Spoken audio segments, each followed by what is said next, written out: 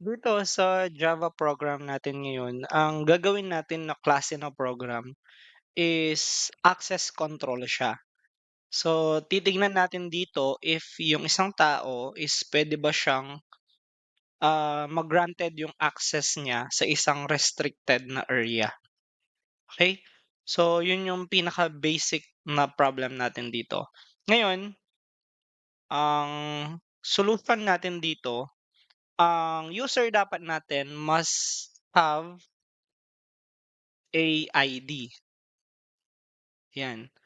Or, meron dapat siyang secret code, 'yan. 'Pag meron siyang ganyan, ibig sabihin niyan access granted sa isang restricted area.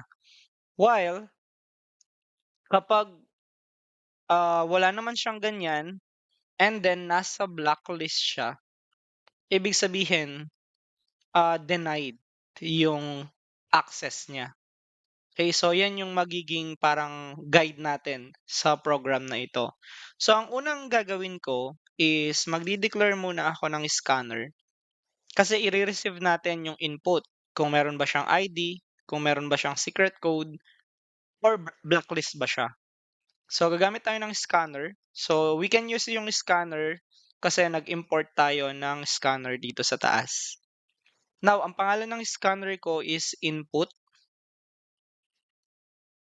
And then, after that, sasabihin ko, meron akong new scanner at gagamitin ko siya sa system.in. So, ibig sabihin, gagamitin ko siya for user input. Next is magkakaroon ako ng system.out.println. Then, sa loob niyan is meron tayong string. Ang sasabihin ko sa kanya, do you have an ID? So, tanong natin kung meron siyang ID. Now, after that, maglalagay ako ng boolean. So, boolean yung data type ko kasi ang gagamitin natin dito, more likely is true or false. Now, if true siya, equal po siya sa 1, and kapag false siya, equal po siya sa 0. Okay, so sa boolean natin, meron tayong has ID. So, ibig sabihin, meron siyang ID and then i-receive natin yung input na galing sa user. Then, gagamitin natin yung next boolean.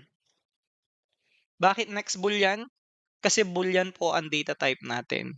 Then, lalagyan ko lang ng semicolon ito. Now, after that, kakopy ko lang to, paste, and then sasabihin ko, do you have a secret code? Yan. So, dito, ang lalagay naman natin is nose code. Okay. Next, copy ulit. Paste. Dito naman, sasabihin natin na, are you blacklisted? So, are you blacklisted? So, question mark. And then, sabihin natin sa kanya, true or false. And then, dito naman, lalagay natin dito yung blacklisted.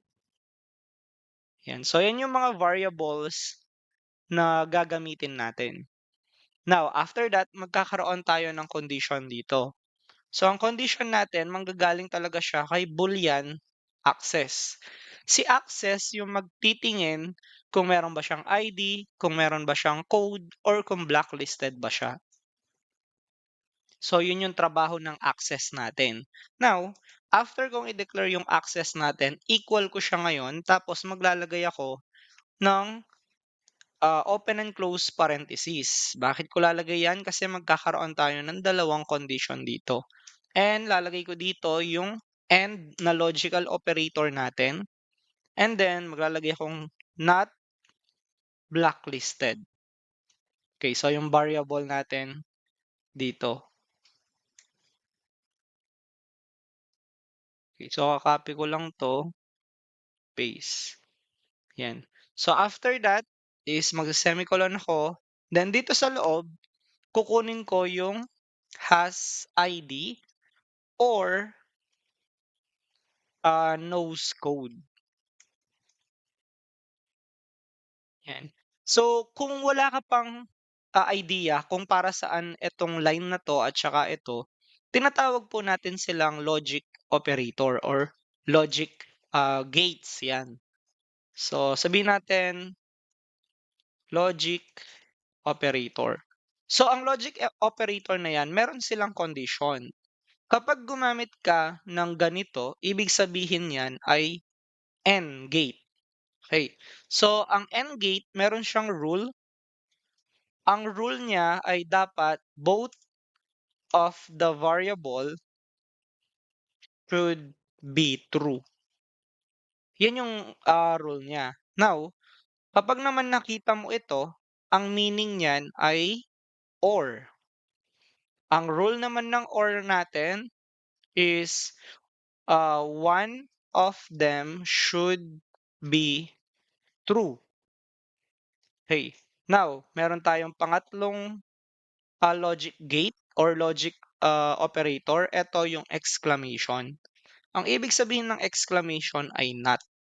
So, ang meaning niyan is to reverse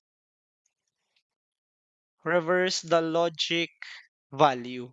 So, for example, ang value niya ay false. Ire-reverse niya yan into true. Okay. So, kung naman true ang value niya, ire-reverse niya yan into false. So, yun yung trabaho or yung rule ng logic operator natin dito. So, mamaya titignan natin kung paano gagana dito yan, no? Pero after niyan, magkakaroon tayo ng if condition. So, sa if natin, kukunin natin si access, eto. Bakit siya? Kasi siya yung may hawak kung meron ba siyang ID, kung meron ba siyang code, or kung blacklisted ba siya. So, siya yung tatawagin natin sa if. So, if access natin,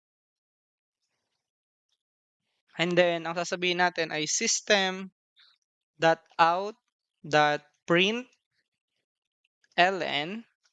and then ang sasabihin natin dito ay access granted. Now, after that, semicolon tayo dito, meron naman tayong tinatawag na else. Ito yung pangalawang condition natin. So, if ever na blacklisted siya, so ito yung ipiprint natin sa kanya. So, ang ipiprint natin sa kanya is access denied. So, ngayon, ito kasi yung magva-validate. Titignan niya kung ano yung value natin dito, kung meron ba siyang ID or wala or blacklisted. If na-check na niya, i-check natin ngayon si access through if kung pwede ba siyang i-grant yung access or hindi siya pwedeng i-grant yung access niya. Okay? So after that, sa ilalim ng else natin, meron tayong gagawin na input dot close. So alin yung kino-close natin dito? Kino-close po natin yung scanner natin na input. Remember, eto ginamit natin si input para kay ID, para kay nose code, at saka para kay blacklisted. Ngayon, bakit mo siya kino-close? Kasi po gumamit tayo ng resources sa sabihin na natin sa RAM, sa sa mismong tawag dito, sa mismong CPU natin, 'no? So, kung hindi mo iko-close 'yun, gagamitin pa rin yung resources na 'yon at naka-open pa rin yung mga 'yon. So, para hindi na naka-open 'yon after nating gamitin, iko-close nyo lang yung mismong scanner natin. Now, let's run. Tignan natin kung ano yung mangyari sa code. So, sabi niya dito, do you have an ID? Sabihin natin, ay sorry. Sabihin natin ay false. Now, do you have code? Sabihin natin false. Do you have, or are you blacklisted? Sabihin natin false. Now, access denied. Bakit siya access denied? Guys, blacklisted tayo dito. Di ba? So, false ito, binaligtad niya into true. So, ngayon, titignan naman natin, no? So, ganito yung mangyayari kasi dyan. Let's say, for example, okay, for example, ang value natin dito ay 1. Again, ang 1 ay equivalent siya sa true, ang 0 naman equivalent sa false. So, kapag value natin 1, dito, tapos dito nag-0 ka, 'no? So titignan mo ngayon yung rule ng OR operator natin. Sabi niya, rule, one of them should be true. So since 1 ito, 0 ito, one of them are true. So ibig sabihin, ang pinaka-value natin sa loob ng parenthesis natin will be true. Okay? Bakit true? Kasi one of them are true siya. Now, gagamit ka ng N. So ang N, rule niya ay both of the variables should be true. So ito'y true na, so dapat titignan natin kung magiging true dito. So let's say for example, ang naging value nito ay 0. Or sabihin natin naging value niya 0, so equivalent sa false. Ngayon, ang rule natin dito sa exclamation natin or sa not operator is reverse the logic value. Kung false yan, gagawin niyang true. So false tayo dito. So ire-reverse niya yan, gagawin niyang 1. So ngayon, since 1 yan, ang value natin dito ay true. Now, kung gagamitin mo ngayon to, both of the variables should be true. So true and then true. So dapat, ang access natin dito ay granted. So gagawin natin to, no? So ira-run natin yung program. Okay, di-delete ko muna para mas makita natin. Okay, so titingnan natin. So ang ID natin ay true siya. So ang nose code ay false. Ang blacklisted natin ay false. Access granted. Papansin nyo? Binigyan niya tayo ng granted kasi nga na-follow natin yung rule dito. Okay? So gawin naman natin is sabihin natin dito ay 0. Ito naman yung 1. And then, same pa din, 0 pa rin natin ito. So tignan natin kung ano yung magiging value. Ngayon, remember, ang rule nito, one of them should be true. So since one of them are true, true pa rin ang value natin. Then si blacklisted natin ay naka-false. So ire-reverse siya ng not natin into 1, kaya magiging true siya. Okay? So i-run natin ulit yung program. So dapat, ang answer natin ngayon sa mga value na yan ay access granted pa rin. So false, then true, and then false. So access granted pa rin tayo. See? So ganun yung example of logic natin dito. Using yung boolean natin. So hindi naman siya mahirap basta alam mo yung rule at kung paano umiikot yung program mo. Now next, gawin naman natin na 1 ito. So gagawin yung false ito. Okay? So kung ang N operator natin ay both are true, ito naman kasi ay magfo-false siya. So ang N operator natin, both variables should be true. Ngayon, hindi na true pareho yung variable natin kasi nag-true tayo sa blacklist, ni-reverse siya ng not logic gate natin into false. So tingnan natin kung ano yung magiging output natin. And dapat ay access denied po ito. Now, we have yung false, we have yung true, and then we have yung true. So mapapansin nyo, access denied tayo dito. Why? Kasi po, na-reverse yung value natin dito. So, ibig sabihin, blacklisted po siya.